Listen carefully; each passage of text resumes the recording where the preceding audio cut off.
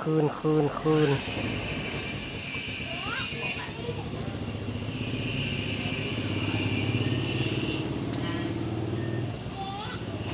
กวางประมาณ20 เซน10 เซนหรือ20 เซนสั่งเอ็นมาเฮ็ดเอาเองนี่พันโดยสาย PE สาย PE ก็คือตัวนี้ยังเหลืออยู่สาย PE เบอร์ 6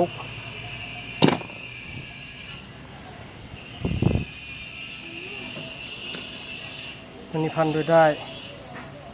เฮ็ดเองใส่เองสายนี้สั่งมาเนาะเขาเจ้าอยู่ไทยเขาเจ้ากระส่งแท้ได้50 บาทเขาเจ้ากระส่งสั่งมาพร้อมถงใส่ไก่เฮ็ดเองใส่เองตัวนี้ทองตัวนี้ก็ทองแดงเอาอยู่ในสายไฟนี่ ตัดเอาน้ำสายไฟเท่าไหร่2x2.5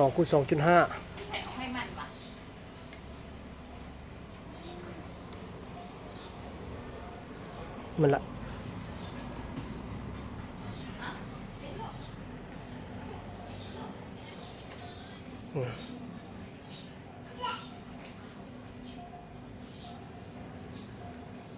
เห็นจะบอก2x2.5จักซิยูหรือบ่ได้คันทึกลักนี่ก็ซื้อลวดลักนี่15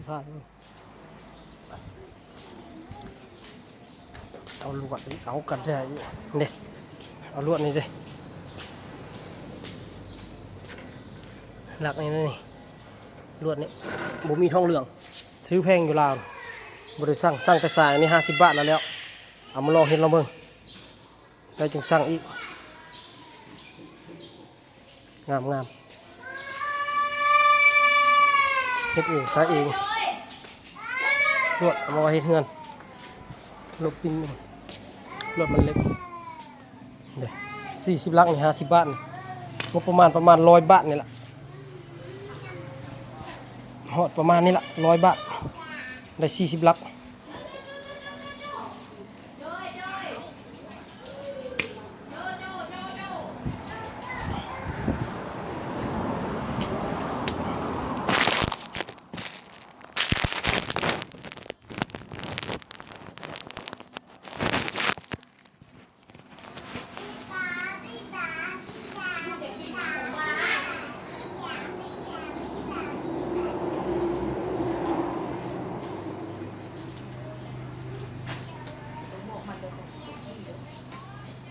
เติมกระถางมัดใส่แม่คอยสิไปใส่บ่จะว่า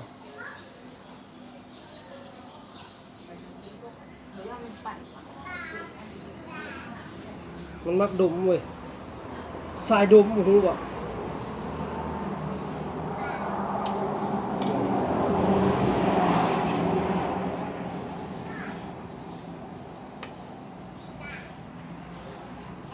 พวกปลอดภัยใส่กาวเยอะนั่นนึง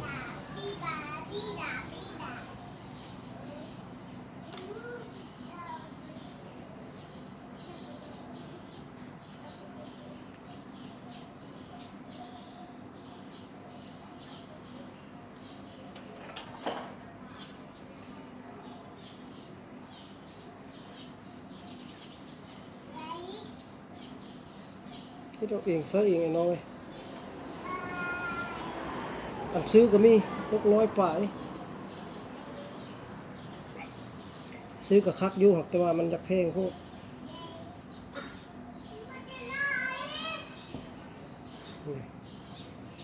สั่งเขาเจ้ามาเขาเจ้าก็ส่งแท้เขาเจ้าก็บริตัว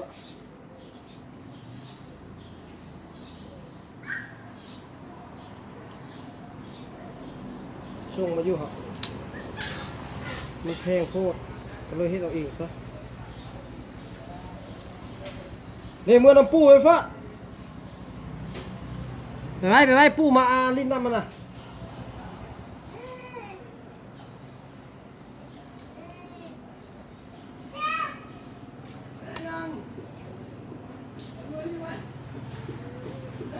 เ วงขายนั่นน่ะว่าวงขายอะไรนะได้อันนั้นน่ะ ขายแล้ว ได้ชื่อชนพันธุ์นะ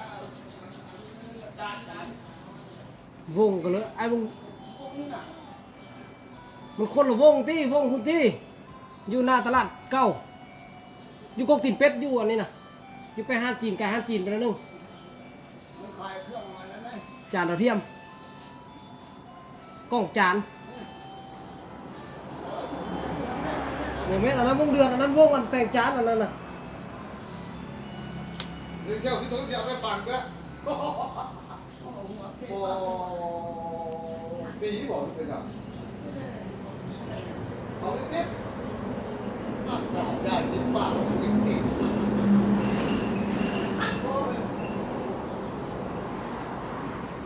อยู่แล้วนะห้างจีนเลยอยู่ไปห้างหักยาห้างหมอน่ะถามห้างหักยามันมีละฮู้ดอกไอ้วงน่ะ วงขายน้ำก้นน้ำแข็งอะไร มันที่ไปมีจานน่ะนะอันนี้วงอันติดจานดาวเทียม พี่แรกได้แบบเป็นสี 3บ่ เอาเลยเจ้า เนี่ยมัน โอเคเอาเลย ได้ ตัวนึงชิคแกนโน่มาขายกันเอาชิ้นขายต่ออีกวงเล่ไป แล้วเอาอยู่กับเราพอแล้วเอาอยู่กับไล่กันบ่มันตัวห้องป๊อบๆอยู่กับไล่กันบ่ ตัวอยู่ชวนเชียงคันนั่นแหละตัวเชียงต่ำเอาจะบอกมึงนั่นแหละ อ้าวเราเอาละโอ้แล้วบ่ได้กินซัมฟานตัวนั้นเนาะ เมื่อวานกูชื่อเรื่องนี้เลยกูโทรมาอุ้ยใช่ไหม ทุเรียนไปเอาอยู่กับไล่พุ่นบ่แม่นเนาะเราไปยิงได้อยู่กับเรานะ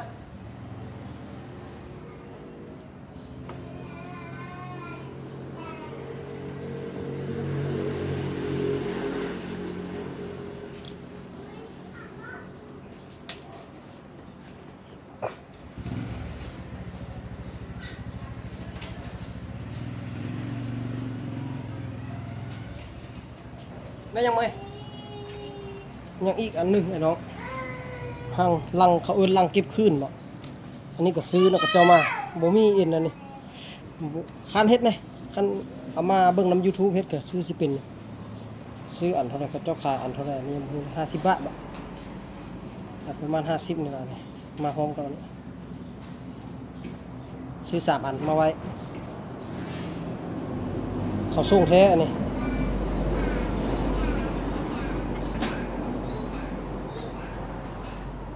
เขาเจ้าก็สิบ่ตัวบ่เนาะนำเงินนำ100-200 บาทนี่ย่านว่าเขาตัวเขาบ่ตัวเขาบ่ตัวเขาส่งจริงบางคนก็คิดตัวเด้อเนาะเด้อโอนเงินไปละมิดจิลี่เลยโอนหลายเลย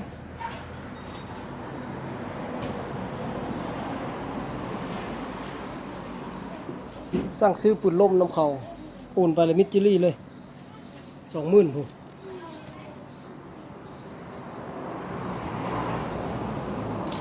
แต่ยากเขาก็ได้กินเท่าเดียว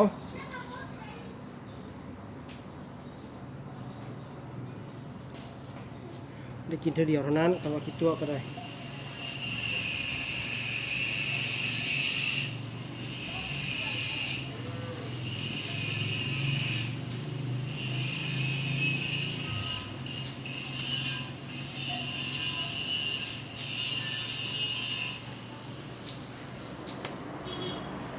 สายพี่อีตัวนี้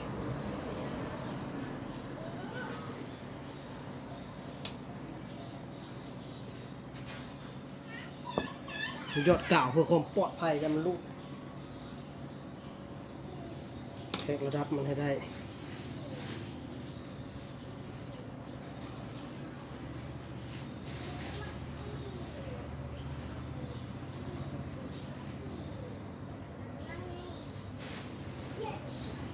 งั้นจะไปลิ้นมาลูก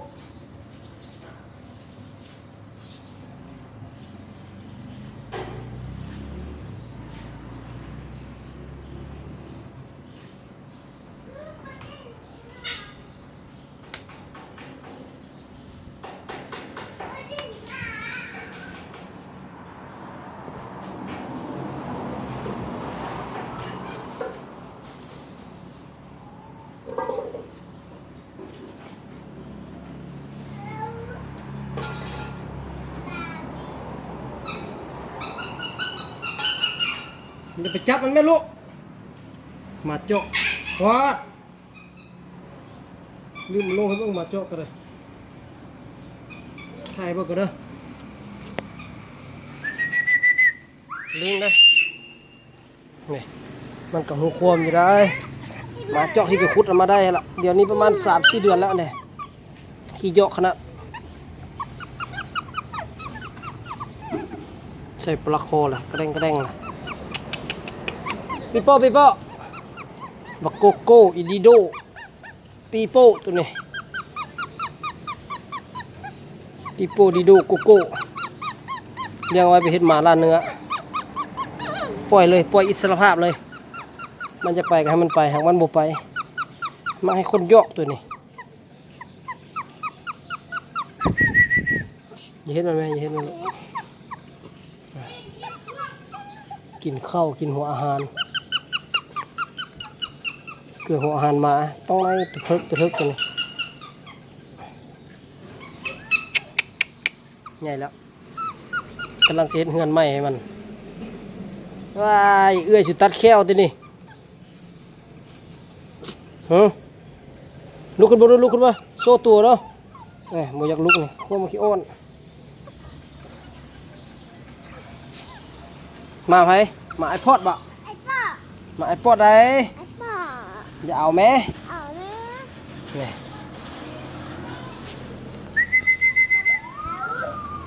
กำลังออกต้นใบหูก็ไม่ใหญ่นั่นมาบ้านอ่ะ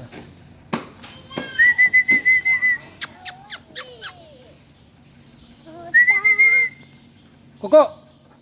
ก้เอาเนี่ยนี่แล้วไม่ได้สนใจเรียบร้อย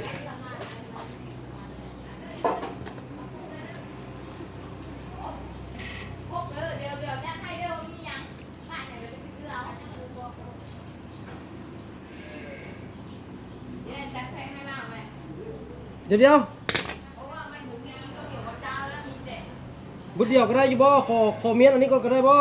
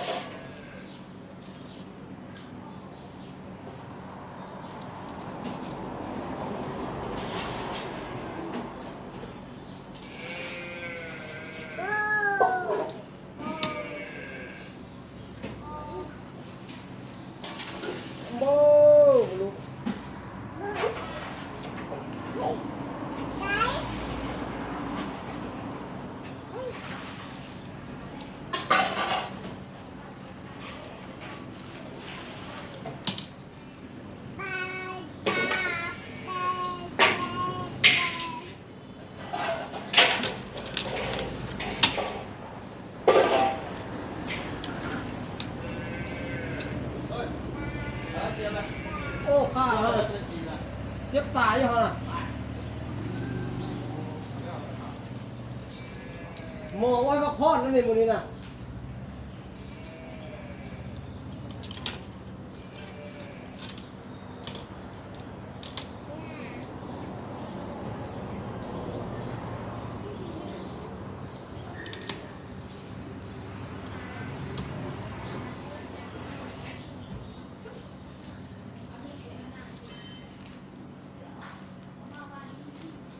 เกลียดคนใจดำอย่างเธอนี่เรียบร้อย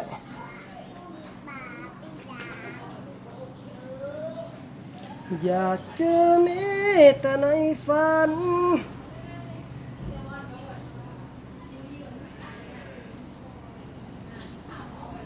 40 ลักกันน้อย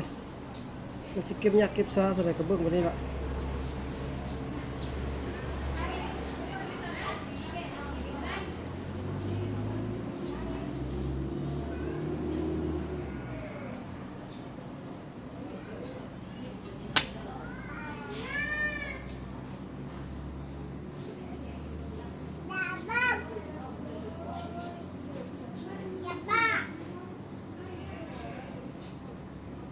ถ้ามันยาวหลายก็สิได้ตัดออกอีก